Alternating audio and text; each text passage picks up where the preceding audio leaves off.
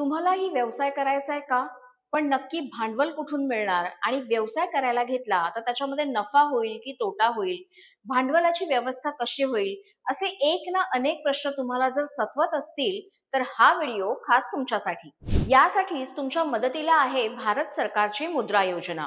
कोणत्याही हमीशिवाय तुम्हाला लघु व्यवसायासाठी कर्ज मिळू शकतं. कोणताही व्यवसाय करायचा झाला की एखादी वस्तू, घर किंवा काही गोष्टी ज्या असतात त्यात तारण ठेवायला लागतात. पण जर तुमच्याकडे तारण ठेवण्यासाठी कोणतीही गोष्ट नसेल, तर मग अशा वेळेला व्यवसाय करायचा नाही का? तर नाही. याचं उत्तर अगदी सोपं आहे.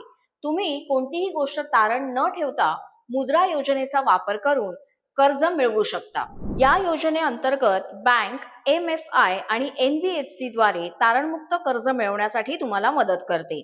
इतकंच नाही तर साधारण 20 लाखांपर्यंत तुम्हाला हे कर्ज मिळू शकतं. आता प्रत्येक व्यवसायाच्या गरजेनुसार यामध्ये 4 श्रेणी करण्यात आल्या आहेत.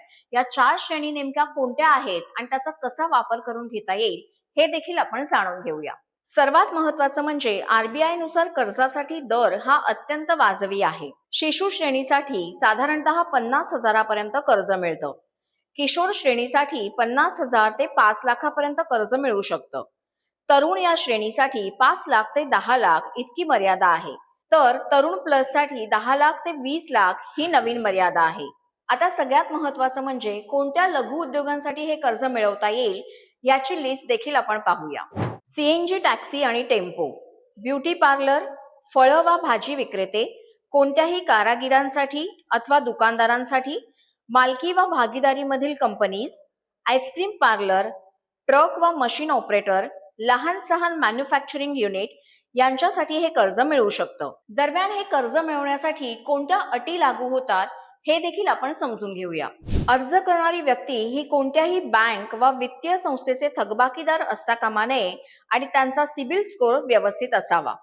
वैयक्तिक कर्जदार असणाऱ्यांना अनुभव आणि ज्ञान तसंच आवश्यक कौशल्य असणं गरजेचं आहे.